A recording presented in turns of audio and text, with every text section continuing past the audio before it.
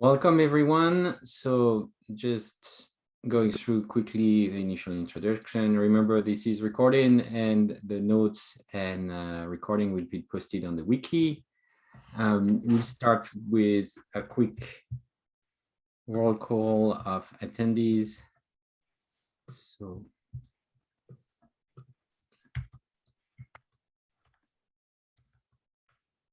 I'm taking notes at the same time. So on my screen, I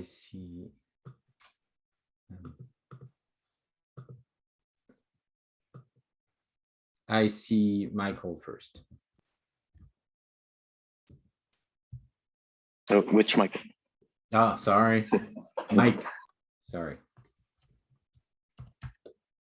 So we do the usual. Sorry for newcomers. We do just a quick round of intro and if there's something you want to talk about today during the meeting. Hi, I'm Michael. I guess I'm Mike now. I'm a software engineer at Dedekind. I've been working on the OpenLineage since February or so. That's it. That's me. Nice. The other Michael? Hi, I'm Michael, thinking about a nickname or another name and getting started at Dedekind as a DevRel engineer. This is my third day. That's it. Welcome. Peter? Hi, I'm Peter. I work at Dedekind and I'm a contributor to Marquez. Russ? Hi, I'm Ross Turk. I'm VP Marketing at Dedekind, and I'm here to observe and support. Ryan? Hi, I'm Ryan Blue. I'm at Tabular. I created the Apache Iceberg project, and I think we're talking about a little how the two things can work together. Yep, I put that early on the agenda since you have to leave halfway through the meeting. Thanks, I appreciate that. Mandy? Hi, I'm the leader of the Egeria project and also starting to contribute to OpenLineage. Maciej? Software engineer at Getting Data and OpenLineage contributor. Willie? Hi, I'm Willie. I'm at Dedekind and I'm the co-creator of Marquez. Today I'm excited to hear about the Proxy Backend. You might have written more code than me. Well, I mean, boilerplate, a lot of boilerplate. I'll take credit though. John? I'm the support engineer at Dedekind, kind of here to pick up information, know what's going on, and hopefully be able to answer questions going forward. And Minkyu? Hi, I'm Minkyu, and I'm a software developer at Dedekind, and kind of still learning about OpenLineage and Marquez, and recently made a first contribute to the Marquez, and looking forward to contributing to OpenLineage too. Nice. And I'm Julien. I'm at Dedekind as well, and I'm the project lead for OpenLineage. And yes, so if I move to the next slide. So the next slide just has some links to remind in between the meetings where the discussion is happening. So mainly on Slack, and there's a LFAI wiki where we put the notes. So for today, the agenda I prepared. So initially we had discussed about having a presentation by the Azure Purview team and their progress on consuming OpenLineage, but they asked to do that next month. So I rescheduled them for next month. So to start with, I think we can talk about the OpenLineage client, I think more specifically requirements for Iceberg, but any other kind of requirements the Iceberg project might have. Mandy is going to give us an update on the Proxy Backend progress and the Egeria integration. I put like a quick update on the latest release, but this should be just a very short item. And then we can finish by updating what's in the scope for the next release, and the goal is to have monthly release roughly on OpenLineage. So if there's something that's missing in there, and otherwise I have an item for open discussions. So is there anything in particular? I think what people mentioned was already on the agenda. Yeah, so only one other thing. Have you heard of SPDX tags for the code, which is a way of taking the license information out of the code and just having a label? I don't think we have considered that yet. Yeah, okay, so maybe it's something for next time, and I'll do a add it to the presentation, and then we can talk about it. I wondered if you'd thought about it and decided no, but if you've not heard of it, then it does save a lot of boilerplate license code in each file. Okay. Yeah, and it means it's a lot easier for the Linux Foundation to automatically validate all the licenses in the files. So I'll do that for next time. Okay, and I think also in the meantime, if you want to open an issue or something, and we can also then people can kind of have more time to think about it. Yeah, that sounds great. Okay. Okay, so if we get started with the Iceberg requirements, then we can. So for now, all I have from last discussion. So last time Ryan presented some of the metadata that Iceberg might have available, and I think one of the main thing was about Iceberg being able to provide this information to the independently of what frameworks it's running in, right? And it's kind of being able to provide this metadata, and then OpenLineage send those events without necessarily have a dependency on what framework it's running in, right? I think that is the summary of the discussion. And I linked here, so I shared the slides on the Slack channel, and I linked here like the metadata. So that's the amount of, I think, conversation we documented so far. And so that's the current status. So Ryan, did you want to kind of go on some of the how we take it to the next step, right? So hopefully this is more of a discussion, because I don't have a perfectly clear picture in my head. And it probably wouldn't be a good idea if I did, because then, I don't have a ton of time to implement it myself. So like that would just be a bad idea. So what I wanted to talk to you guys about was something that came up, I don't know, months ago when I was talking to Julien, which is really like, how does the OpenLineage API within a processing engine work, and how do we plug it in? I think that the initial assumption was that we would have OpenLineage integration with Spark, say, and then Spark then takes some reference to OpenLineage and passes that into data sources like Iceberg. And then Iceberg can call, something on there to say, hey, register this, facet filled with information and send it off in the next event.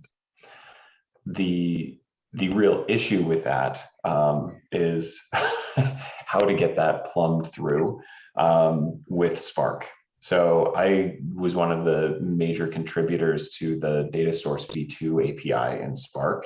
And I can tell you right now, it would be an absolute nightmare to try and add an extra parameter to every call that it needs to go on in order to hand like some third-party framework down into sources from Spark, right? So the idea that I was kind of convinced was the right approach here was really more of a more like SLF for J, or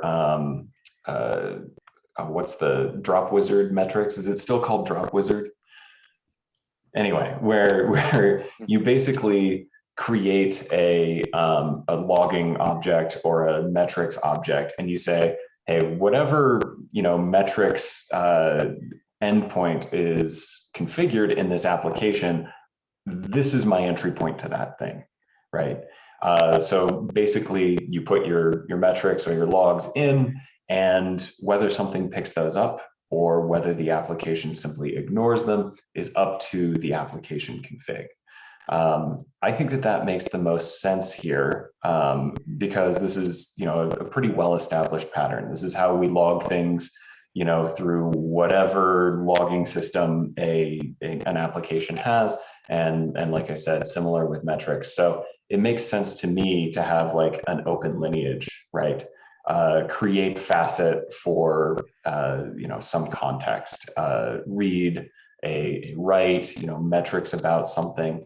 And what we would do on the Iceberg side is when we create those listener events, we would just have a listener that registers with OpenLineage for every metrics or event that we care about, then creates that facet of information and sends it off to something.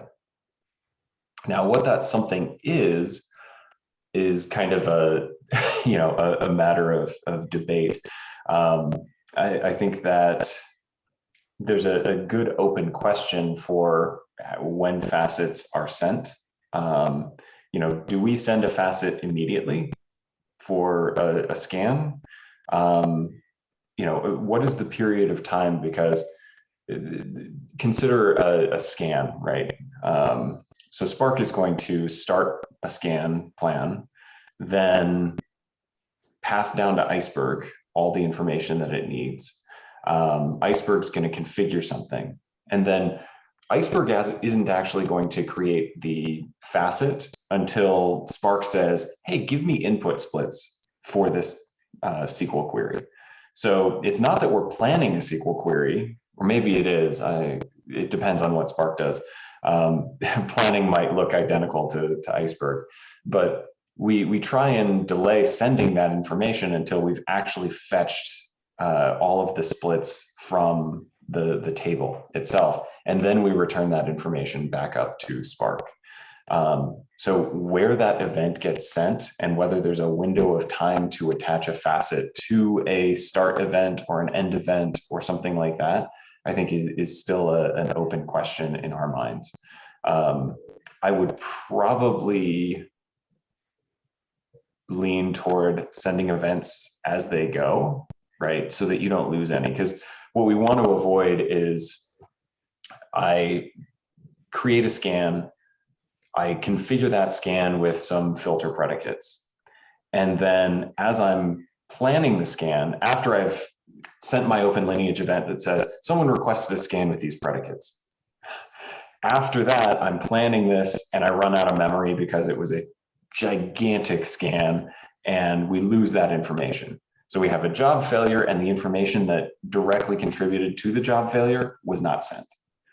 So I would really love to send events with full context as soon as they're generated. But I don't know how that really fits in with the OpenLineage view of the world. So that's basically it. Yeah, so I think that sets up hopefully a good conversation here about like how we want to solve those challenges, both API and event sending. So I think I have a couple of answers to that, and I think this sounds overall. I don't think like people please chime in if there's something that sounds like incompatible, but I think like all you're describing seems very compatible with everything we've been talking about so far. So one, I think we had conversation around what you're describing, like about having a logger type API for adding facets to a context. And I think there's broad consensus that this is a good idea. But again, like if someone disagrees, like please chime in. So I think we're in alignment on this. On the question of whether we send one event at the end or if we send events as they go, the OpenLineage model allows both. I think what we've been doing so far is only sending 2 events, one at the beginning, one at the end.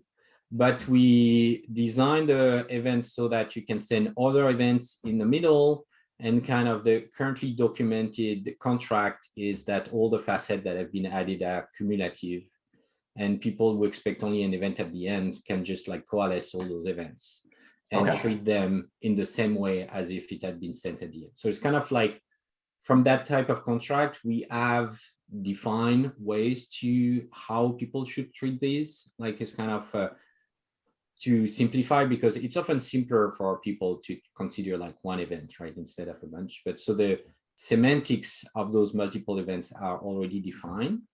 So I think this is something that can be done as we go. And I think what we were considering, right, if you have a logger type API, it's considered in the context of an integration. So for example, in Spark, right, like in a generic way, you add the jar that does the instrumentation and you say it's writing events there, right? And you have some configuration. So anybody in this context that's adding facets, it can be picked up and can be sent by this, that can be the backend configuration. If we look at a logger, you configure the backend and you say it's writing to a file, it's writing somewhere else, there's some appender.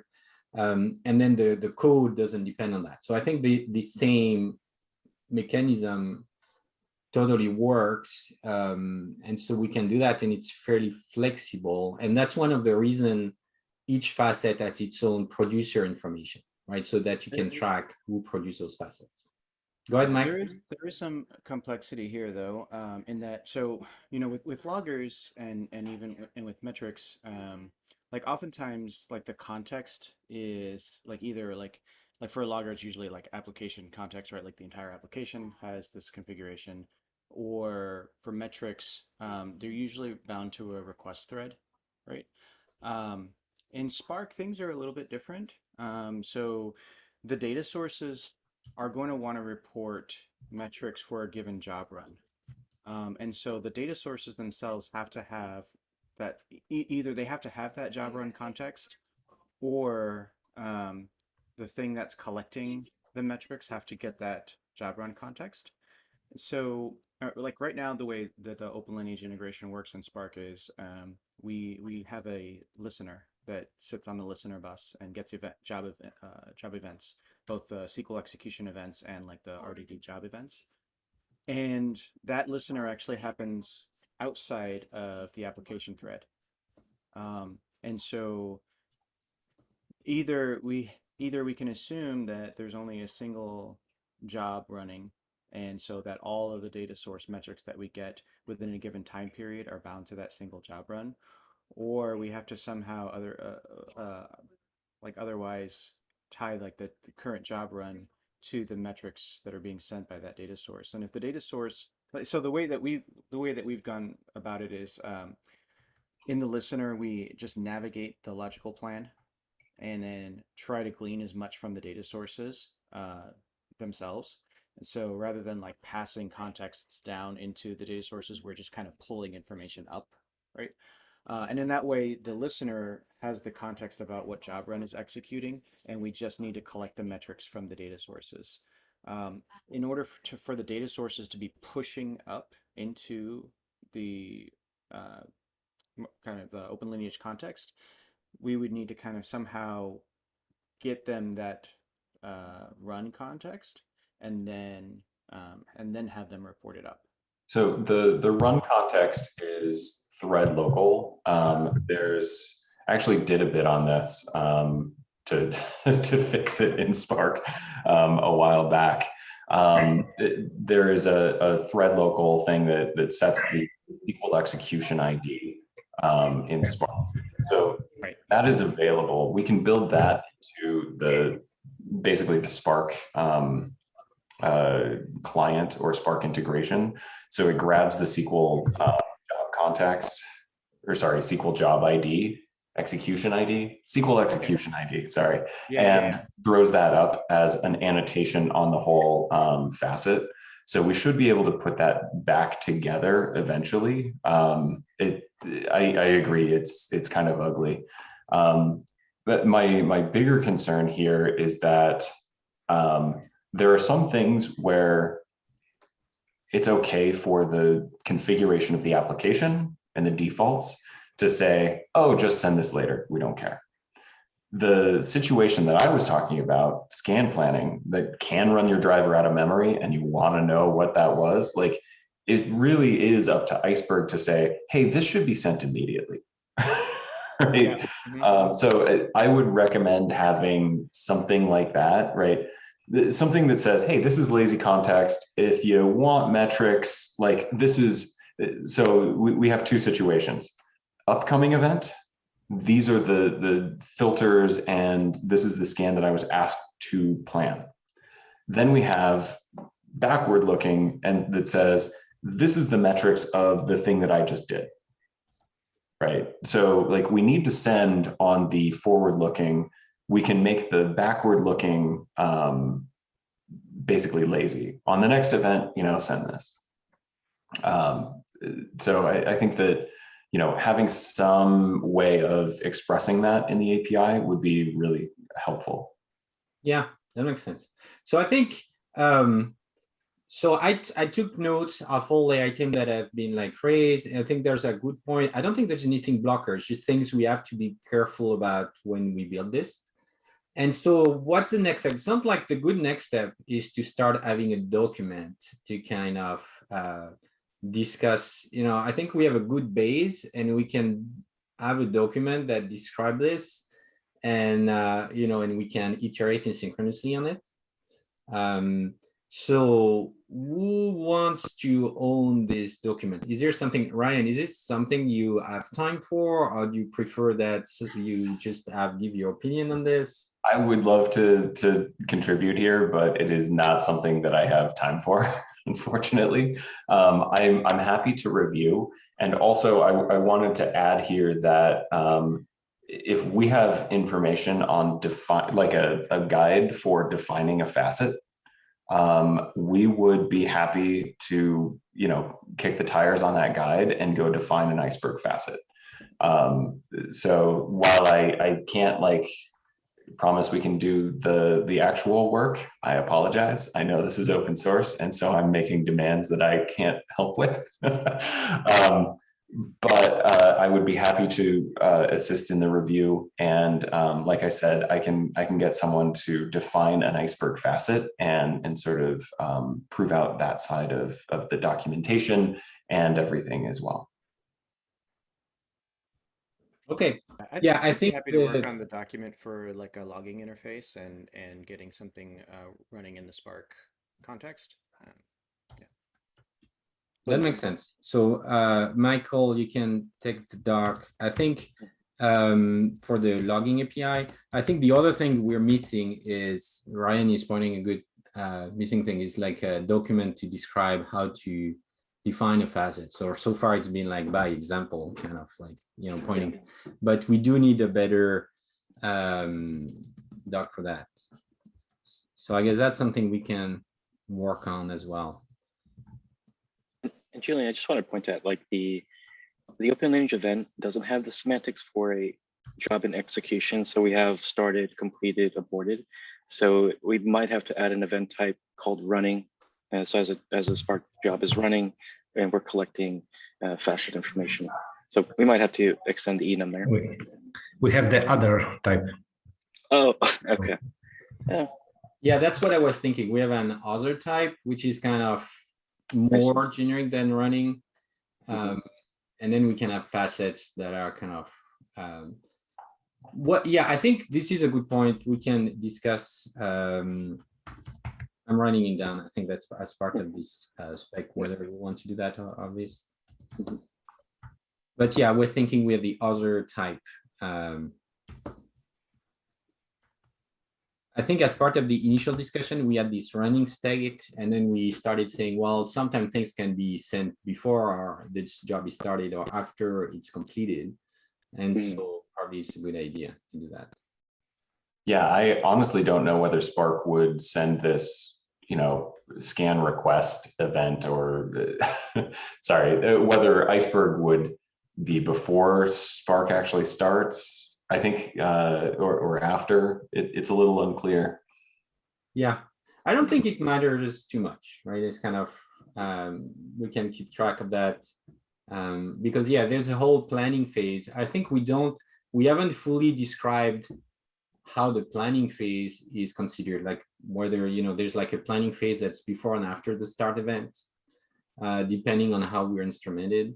And then there's the actual execution and it's finished. So yeah, I think that's something we may want to clarify as well. It's not always easy, when you're executing SQL in BigQuery or Snowflake, you don't distinguish the planning phase from the execution of the query. Yeah. Not upfront. I guess you could get that through provide. Yeah, anyway. Okay, so we'll get that document started. So I guess Mike Colato is going to start this, and we'll figure out how we improve the doc on defining a facet. And I think that would be a great start. Do you have any kind of time constraint on your end, or it's kind of like or it's just like a long-term effort anyway? Nope. We're really trying to start early with this community because we think that it'll take a while probably, but that this is the right direction to go.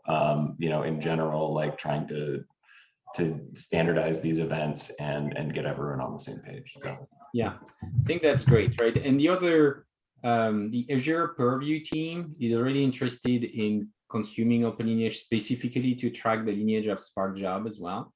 So it's another, member of the community that's contributing to that. So they started contributing to the Spark integration. So looking forward to have more people like contributing to this. Is the general plan then to prove out the integration with Spark and then move on to other engines as well? You mentioned BigQuery. I'd love to see this stuff in BigQuery, but also like Trino. We've got a lot of people using Trino. We could probably do some amount of this in Flink as well. We've got some contacts in the Flink community. I don't know what your expansion plans are.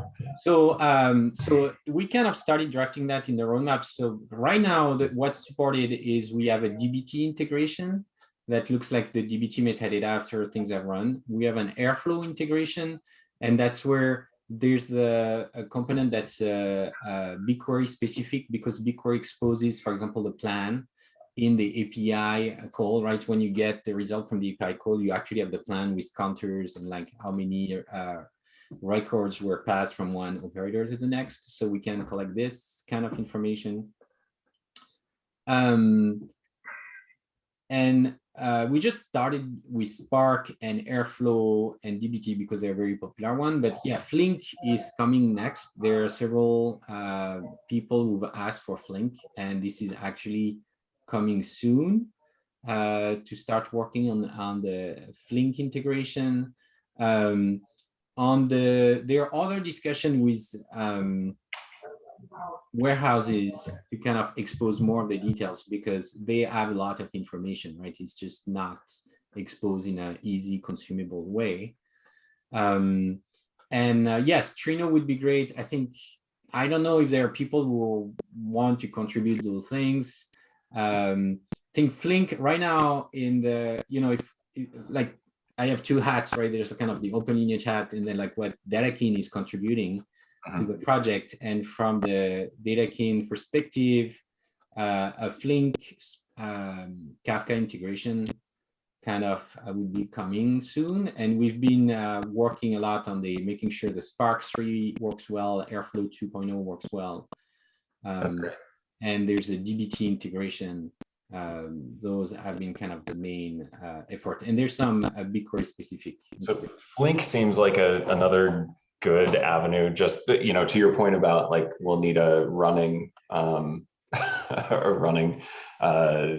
symbol in the enum.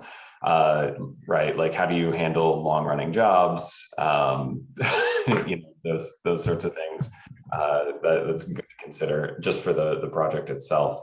But that sounds good. I don't think that we have a Trino engineer right now, but if we start getting value out of this, we might consider contributing the integration to open source Trino. That'd be pretty cool.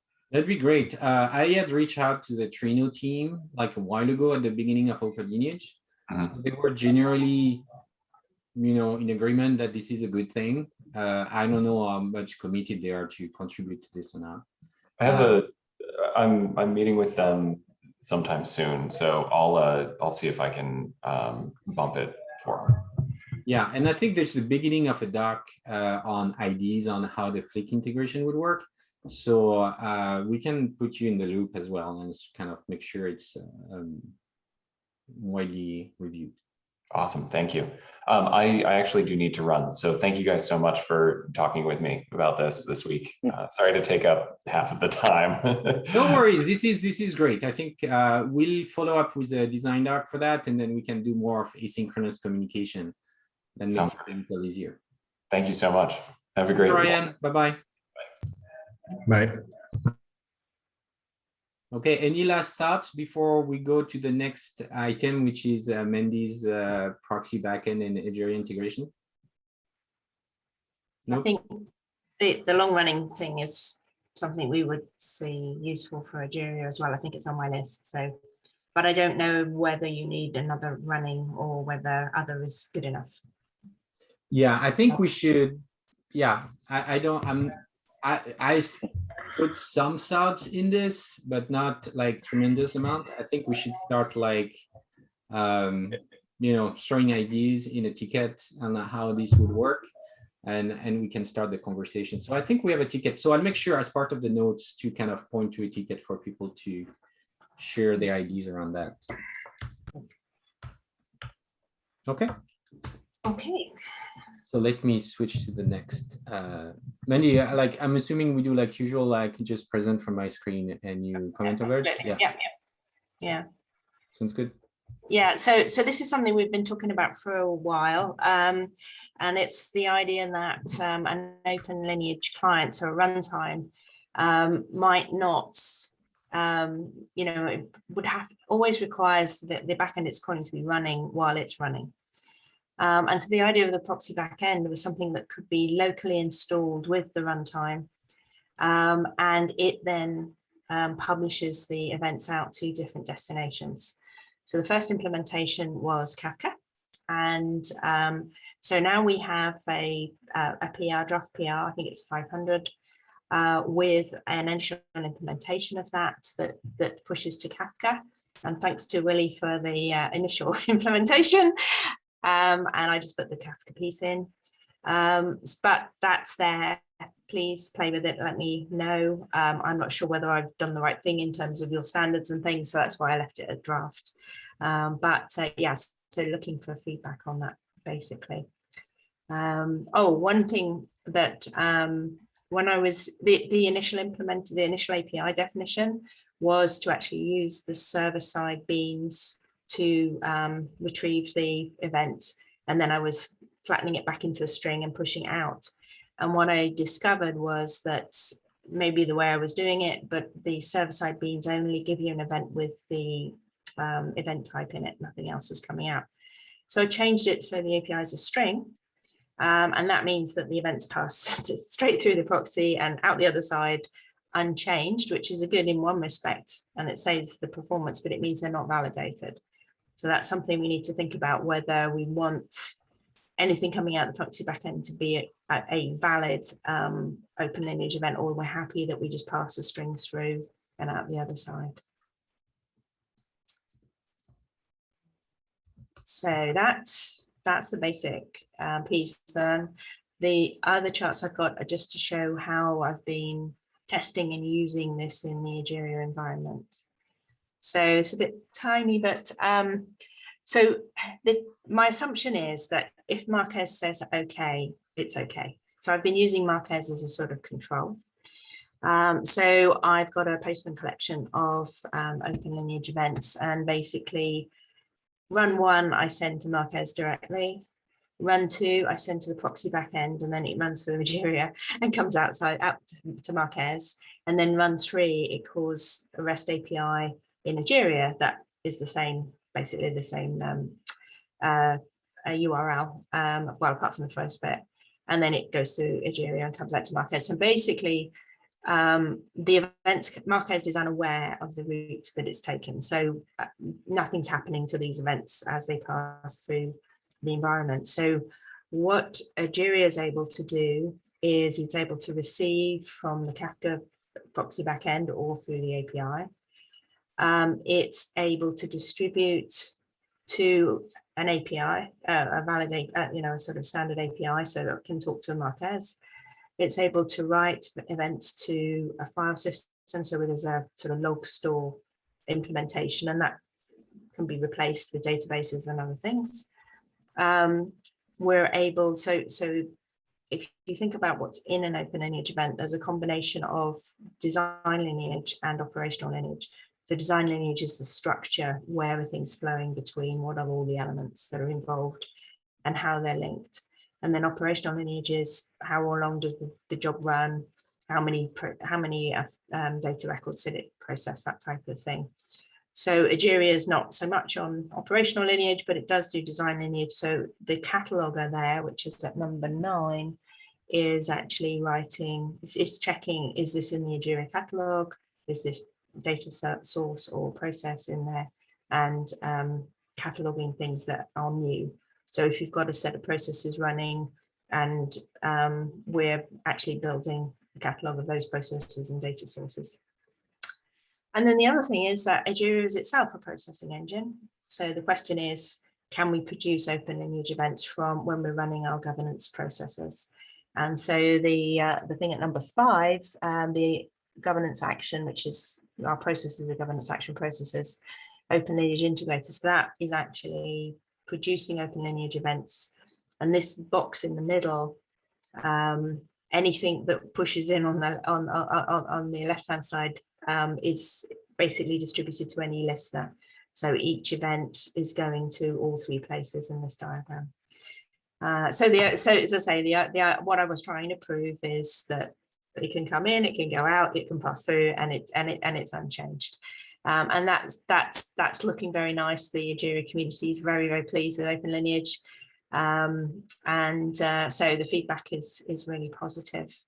And I think we're going to declare that as our dynamic logging, dynamic lineage standard that we support. So if we look at the next chart. So I had a quick question on this one. So oh yeah, absolutely, sure. What do you Sorry, what did you use for these blue third-party technology boxes? Postman. Postman. Postman. Okay, so you made your own OpenLineage Postman integration. Yeah, I went through all your test cases and I modified them so that they were relevant to the so you can actually, here you can see Marquez is so this dummy process here is what the Postman collection simulates. And so it's basically an onboarding process where we've got 3 steps in the process. And so there are 4 processes, a parent and 3 children being logged. And you can see the 3 runs. So if you look at the way that the Postman collection works is that the run ID is actually a number, and I manufacture the GUID with the run number. So 1, 2, and 3 on the end of the GUID there are the 3 runs. And as you say, Marquez really can't tell where they came from. And then the smaller picture is just showing the OpenLineage log store, and it's a pluggable component, so people can change the structure and things. I was just experimenting with what sort of structure would you want, and based on what's the namespace value, what's the job value, and things like that.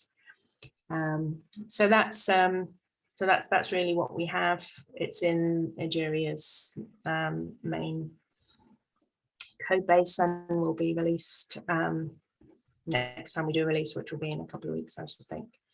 But yeah, that's yeah, I don't know. I think I've got to put the URL for the documentation. But this URL, if you want to have a look, has you can see all the Egeria. That's how we describe OpenLineage to the Egeria community. So, if there's anything wrong there, please let me know. So in that process, if we go to the next page, these were things that would help in terms of new facets. So when we run a process, there is a request type and a request parameters that will configure that process. And it would be, at the moment, I'm pushing those out as inputs, as the data sources, which is not nice. But it would be nice to be able to say, this is the thing that's set up. And whether it's in the input or the run, I'm not sure. But this is the thing that controlled the behavior. So is it using a template? Is it, is it what level of lineage is it logging, that type of thing. Similarly, with the output, our processes produce a guard, which is effectively a label that says, this is the conclusion I came to, and then that's used to drive the next step in the process. So it would be very nice to be able to log those. The other thing that would be useful is for the data source to know whether it's a relational database or it's a topic or whatever. So being able to have a facet that allows the type of the resource to be appended would be also nice. And then this is very similar to Ryan's comments, which is around being able to, for very long running processes, to be able to put out a checkpoint to say, this is how much I've done so far, or since the last. And so again, it's something that a long running process can put out from time to time until you're getting some status and not waiting for output. So that was the results of my investigation, and yeah, I don't know what you think. Yeah, I think that makes sense to me. So we can, I was wondering if for the input parameters, we don't have another facet that describes it, or maybe we don't. It's defined in Marquez, but maybe it's not been defined in OpenLineage. Yeah. Okay, so if you've got something already, I'm happy to go with it, but I couldn't see anything. So yeah, and I don't know whether you think there should be an input facet or whether it's part of the job, the run. So, sorry. I would think that this is part what's part of their job is what typically doesn't change from one run to the next. And what changes from one run to the next goes kind of more in the run, right? So it's kind of goes in the job, like what's the current Git SHA, for example, this is taken for, right? And it will change from time to time, and there's a new version of the job, but in between, it's the same job. So it sounds like this request facet should be in the run. Should be a run facet. Yeah. I would think so. Yeah. And Julien, do we have a excuse me, a run arg facet? We don't. So I need to check. I think maybe something that. Sorry, Mike. I think what you said earlier is right. I think it's defined in Marquez, but it's not defined in OpenLineage. Okay. Okay, good. That makes sense. So that's something we should add. I would think it's a run facet, yes. Yeah. And Similar to the parameters. Yeah. That resource type facet and the data. So we have the type in the data source in Marquez, but the type is there's an enum of like a stream or a database table. But we don't have we've got like 50 different types. So this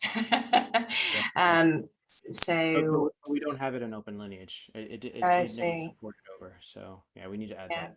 Okay, but I think all right. probably the data source facet that we have.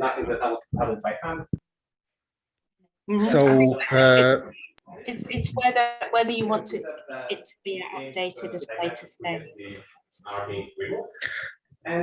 there's one additional facet that is similar to this. It's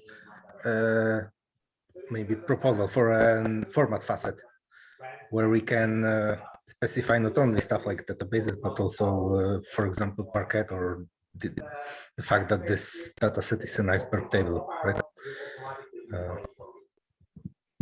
What's the facet called? I think it's. Let me post a link to the proposal. Yeah, because I think it needs to be a separate facet, because it might be something that's added. It's an augmentation to the initial. Because the technology that's the processing engine might not know what the type of thing is because it's accessing it through, you know, an abstract API. And it might be that something else that takes the event. So if it's, say it's passing through Egeria might then be able to add the facet and say, oh, by the way, it's this type of element. Because it's able to look it up in the catalog. That's why I had it as a separate facet. Because I don't think another engine or producer should update someone else's facet. Is that a reasonable? I think that if the resource type is very particular to the data source, then I feel like it should be a custom facet for that data source. So for example, okay, that makes sense. Yeah, I think it just needs to be a different. Is my assertion that one producer shouldn't update another producer's facet? Is that a reasonable assertion? I would think so in general, right? Like, it's kind of like things that are very generic. Like, for example, there's some, like a schema facet is defined in the core spec, like, and multiple producers could use it, right? But there should not be two things that write the same facet, right? Yeah. So as it passes through Egeria shouldn't update a facet that someone else has produced. It should add new facets potentially. But no, that was my assumption. Yeah. Or we should promote. It seems impolite to do it, but it actually seems wrong anyway, because it, you know, does Egeria write the new, you know, put its producer ID in there, or no? So that's also that's one thing that's really powerful with the facet concept, is that the starting engine can put as much as they know in. Yeah. And then as it passes down, going through different processes, they can attach extra information so that by the time it's processed at a later date or stored and things, there's a fair amount of information. As a general development philosophy, I definitely always advocate appending or augmenting an event rather than overwriting existing fields. Absolutely, yeah. Just because, yeah, you never know, if you accidentally overwrite something and you do it wrong, you can't undo it. That's right. That's right. Oops. Sorry about that. Yeah, cool. All right, so I think that's it for me, isn't it? Yeah. So for those facets, I would think, I don't know, as a follow-up, is we chat about it on the Slack, or I think some of them should just become like issues that we propose. Like there's things that are specific to Egeria, you can just define the schema in Egeria and post them as, you know, custom facet. So the name would be, I guess, either Egeria _ something, or and then you just define them in the Egeria project. And some of them should be, you know, core facets, like the input parameters, definitely, things like that. That's just standard ways of representing things. So we should create some issues on OpenLineage for that. So I don't know if probably the best way to do this is to have a quick discussion on the Slack or something and decide to say which one go where. Yeah. I mean, to me, they all seem general. I could see, for example, the one that's closest to it, just Egeria, is the resource type facet. But I would have thought it would be useful to be able to to have like type ID or type system, type ID, type name in there. So it wouldn't, it could be, you know, a completely different type system, or it could be Egeria's, but you would just know that from the type facet. Yeah, I think it makes a lot of sense. It's actually something we've been talking about a bit. Like, it's like we have types in Marquez, and I don't think this has carried over to OpenLineage yet. So, I mean, the generic one can be a simple name base if there's no more specified type system at the top level. And then, the facet model also allows to have like multiple notion like this, the two cohabitate without conflicting. So if you get two facets, say you get an input and then you get an output, and the output has the same facet but with different values, does that override the original version? No, so input and output facet live in a distinct. No. Yes. Say the end. The end. Yes, the complete one has the input facet, but it's different from the original input facet. Is that just an update? Is that considered an update to the input facet? So in the current way we define, yes, it is, right? It's kind of the last version wins. Yeah. Okay, no, that makes sense. Okay. Yeah, so that's the current. If you want to expose different things, then they should not override each other. It's kind of should be. Yeah. Okay. Yeah. Yep. It's actually so it is somewhat facet dependent. So because I think for example, the data quality facet, if you have different assertions in different versions of the facet, we'll actually merge them. That makes sense. Yeah. But that's special handling like Justin Marquez. So. I mean, yeah. I think we need to. So the spec. I mean, yeah. The spec kind of like sees them. I think it's in Marquez they've seen as different version of data sets, right? So we kind of keep track of those things. Okay, that makes sense. Well, so each OpenLineage event gets written to that run events table. So we don't lose anything. We always collect all of the new events, even if they have duplicate facets. We won't go back and change the old run event. We'll just add a new run event. So it's really at processing time, what you do with those events determines whether or not you merge the facets or overwrite the facets or throw the facets away or whatever. But they're all kept. Yes, that makes sense. Yes, and there was a couple of issues I raised on Marquez, or questions really, around things like the maximum size of the namespace, and there was something else I can't remember. But the question really is whether that pushes back into the spec and says that the namespace there is a maximum, because at the moment currently there isn't. And always when you put two systems together, you start to you start to violate each other's assumptions. So I think it just really interesting to say whether, because if Marquez is the reference implementation, then really it shouldn't have extra. It should match the specification, if that makes sense. I totally agree, and I saw the issues that you opened up, right? So Marquez had these constraints on what sizes and characters, but with OpenLineage we don't have constraints, and maybe we should, but they should be fairly flexible. So right now I think the namespace size is 64 characters. That doesn't make sense. So we should be expanding that. But yeah, we haven't really documented in the OpenLineage spec on what the constraints are. And I think they should be ported over. So like you were saying, since Marquez is the reference implementation, it should be pretty tightly bound to the OpenLineage spec. Yeah. Yeah. Okay. I'll make sure. Sorry. Yeah, I'll make sure to get back to you. Or I'll make sure to respond to your issues. Yeah, thanks for opening them up. That's fine. That's fine. Yeah. Yeah, I think you're right. It should match the spec and all that. So there's still like few small bugs that comes from the integration, but that makes sense. Thanks, Willie, for taking care. Yeah. So we have like 1 minute left. So I think we had most of the important discussion. So I'll skip quickly the update on the 031 because it's all in a release note and it's just a quick update. Spark support, Airflow support, some DBT improvements, and we discussed a little bit last time in terms of planning the next release.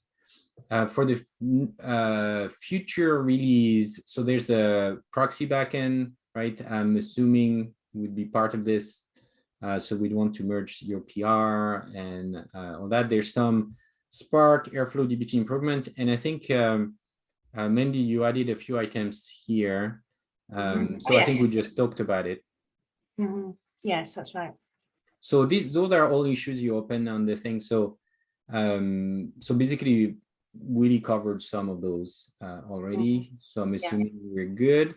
And I have opened a few other tickets on OpenLineage, in particular, you know, having the ability of sending only one event. So having the start time that would be part of the complete event as well. So like people would just send something at the end or later, you know, some system kind of just send the metadata after the fact. So they'd like to be able to send only one event. And there's been some discussion about being able to send metadata about the data set outside of a run, which is just like issuing data set facet outside of a run. Like, oh, here's the schema. I'm just scanning the repository. I want to issue the schema and things like that. It's things that Marquez can do, but is not defined in OpenLineage yet. So there's an issue for that. I think there's a little bit of discussion needed around this. And unfortunately, we don't have time to discuss this further, but you know, there's a few tickets. You can click on the project to see what's in scope right now. So we can discuss on the Slack channel if things should be added to the project. But like right now, the assumption is whatever is in this OpenLineage 040 project is what's going to be in the release. And to make sure the release doesn't take too long, we'll probably start descoping things and moving them to the 050 project, which you can find here.